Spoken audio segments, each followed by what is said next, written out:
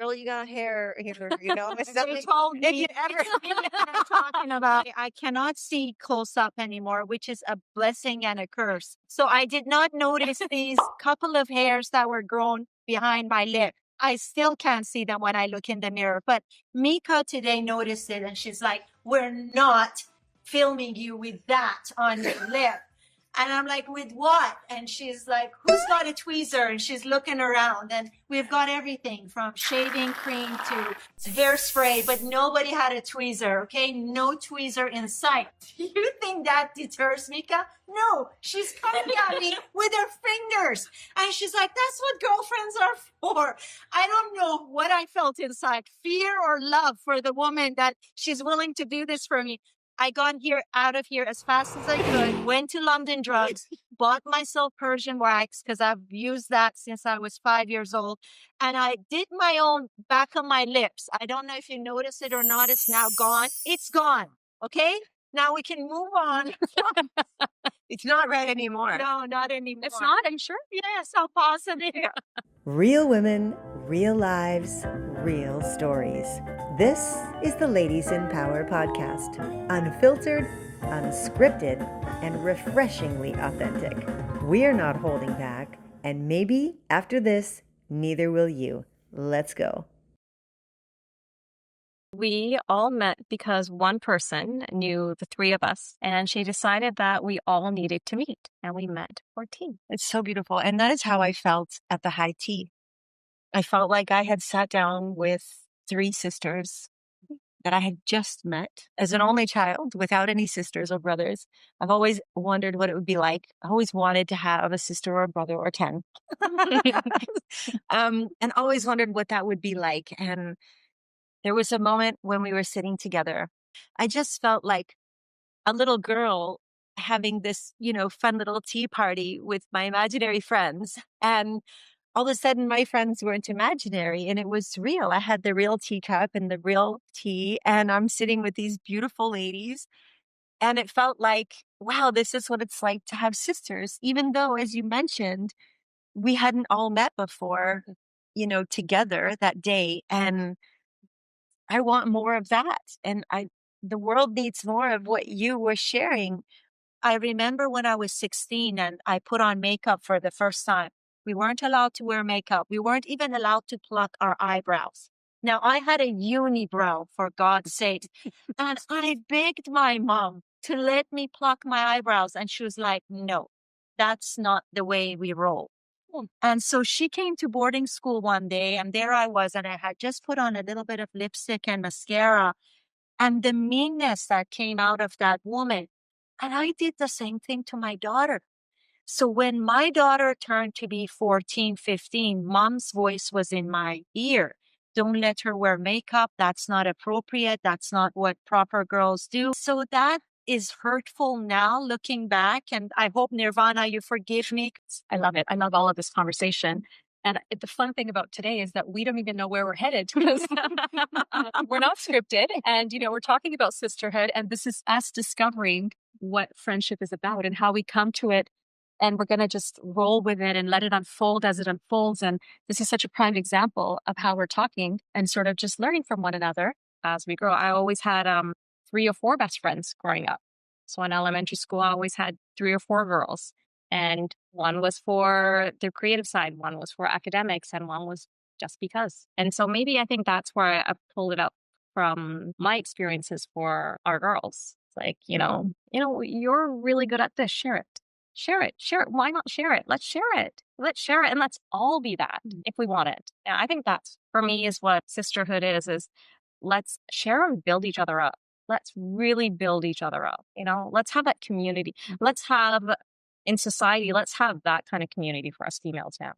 And so, sisterhood is protecting each other. Yes. It's allowing someone to protect you, be willing to ask for help, be willing to help someone else. And, both of those ladies are still in my life today. One of them was my maid of honor at my wedding. She is the sister I never had. It's just marvelous. It's so great. Confrontation could be replaced with just a seeking to understand or some curiosity. And, I'm not sure about this, or or we can agree to disagree, or I really love that viewpoint. I've never heard it before, but just, I think I love the idea that we can call each other out as friends and say, you know, I'm not sure I agree with that, but here's what I have to offer. And receiving that with an open heart and saying, Yes. this is a sister, this is a friend, and I may not agree with what she's even going to offer me, but I can understand that it's coming with heart and with a great intention. And I've been hurt so many times. So many times, so many times, so many times, so many times. And it's okay, because I think a God source, whatever you believe as your higher power, whether you believe in a higher power or not, I believe whatever's out there has given me the gift of love. All of us. But for some reason, mine is just like right here. So I want to just toss it around. And so if I get hurt, I take a minute and you know how you see kids when they fall down, they bounce? Yeah, that's lovely. I like to bounce, and the older we get, we don't bounce as well. And I think that's because we've had so much heartache and pain. But if we can go back to that little girl inside and just know that she has whatever she needs to bounce, then just, go out there and bounce. The world needs more bounce. See you next time.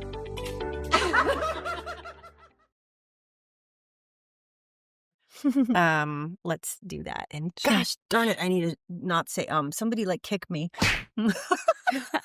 I can poke you. You can poke me. She's be poking all. I will poke. I got the finger. The finger comes out. We're all going to be very The big Barbie and Ken ads, the huge, they were billboards all over the bus shelters. She's Barbie, he's just Ken. Yes, that was movie. The tagline. Yeah. She's Barbie, all fabulous, and he's in the car, and he's just Ken. And I was in London when I saw that, and I was like, I'm with my girlfriend. That is so wrong. Why is there not a single man here? You guys are gorgeous. You're amazing. You should be adored. And they're like, well, guys don't like us, or we can't find a man, and there are men sitting right next door listening to this, feeling not adequate, not up to power, not being accepted. And I'm wondering, where is this disconnect? So I go to the boys and go, oh, you guys are real hotties, and they just flourish and they smile and they go, you want to join us? And I'm like, almost 60 for frick's sakes. And I'm like, sure, I'll join you. And now we're having the best time here. I think the women really should consider this whole femininity. What do they want? What do they bring to the table? And maybe guide the guys to be what they want them to be and not put them down. Well, for us, it was a lot about clothing. We had to keep ourselves covered. I wasn't allowed to wear shorts, and my hair had to be long because my background is Sikhism. And the day after my husband and I got married, my mother-in-law had given me a sleeveless outfit, and I was not allowed to wear a sleeveless prior to that. Wow. So I was freaking out. I was saying to my husband, I'm like, this is sleeveless. This is a sleeveless lehenga. And I'm going to my parents' house. I was completely freaking out. But here I am in sleeveless all the time. Wow. So I got over it. Yeah. I figured it out. Embraced my femininity. The feminine energy is very flowing, and it's free, and it goes from here to here, and it's creative, and it's messy. And it's gloriously messy. It's magically messy. The mess is the message of femininity. The masculine energy is very driven and very focused and gets things done. So the analogy that I heard was the men, when they're out hunting to feed the family, the hunter has one target. If they have multiple targets, nothing gets taken and the family dies. So the masculine energy is out there. They're quiet. They're not saying anything. They're focused. They kill the hunt. They bring it back to the family. They are adored, appreciated, loved. The family is open to them and just they're, oh, you're my hero. You fed the family. So the masculine is focused coming back wants to be adored. They don't want to be criticized or coached. They don't want their partners to be closed. They want them to stay open. And they don't want to be controlled. They want to take the lead. They want to be in control. The flip side of that is if you are in a relationship with a masculine and a masculine. So today's woman has been trained to be in the masculine, to get shit done, to take control, to this, that, and the other thing. So it can leave the masculine, the male, in most cases, feeling like they don't have a role. And what will they do then? They'll do one of two things. They'll go out somewhere where they feel appreciated, loved, and they get stuff to do, or they will shift into their feminine to avoid conflict. Yeah, so I would just sort of fix away my emotions, and I didn't realize this.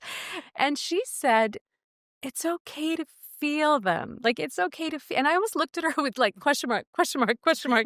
Feel? What? Like, what? And immediately, I feel like within a few minutes, I had tears coming down. And I was like, wait, am I feeling? Like, what is this? And I swear to you, in that year and a half, I've cried more than I've ever cried. I've leaned into emotions, and I've had a lot in the past year and a bit.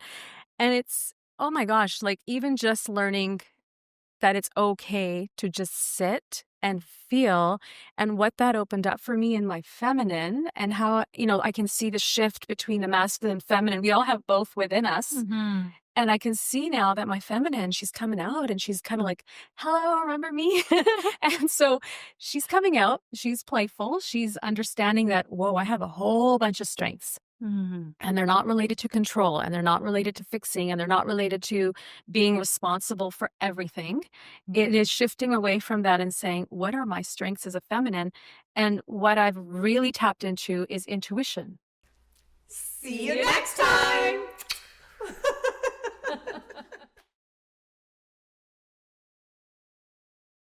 Go ahead. Hello, hello, hello. Hello. Hello. Hi. Yeah. Of the table, then We the just camera. cut off Gurvinder's leg in order to be able to get this straight. I hope you appreciate it. I hope his leg gone. The first thing we talked about today was underwear. And you guys can vote whether you like thongs or not, but Sandeep loves them. She wears them every day. Used to wear them. I just want to say I've embraced the grannies again, and there's nothing like full coverage. Oh, so. Although we do want to feel joy and love and happy most of our lives, it is the truth that things happen and we end up just feeling the crunch. And so we're going to talk today about some of the things that we do to help us get out of that crunch, to release the guilt, the shame, the self-doubt, and to really find balance in our lives with our families, our partners, our careers, our pets, our friendships. There's always the search for balance. And if you want to be a full-time mom, all the power to you. I say the hardest thing to do in the world is to be a mom. When I was working as, when children were little, me going to work was like a retreat, talking to adults, talking to my patients. And as a dentist, when you come to me and I put that rubber dam on you, you can no longer speak, which means it gives me the rein to talk for a full hour without having any interruptions. And that to me was heaven. I would be drilling and kind of talking about what was going at home and how my cooking burnt and how my husband this did and that. And the poor patient would just be like, that's great. You go, Dr. S.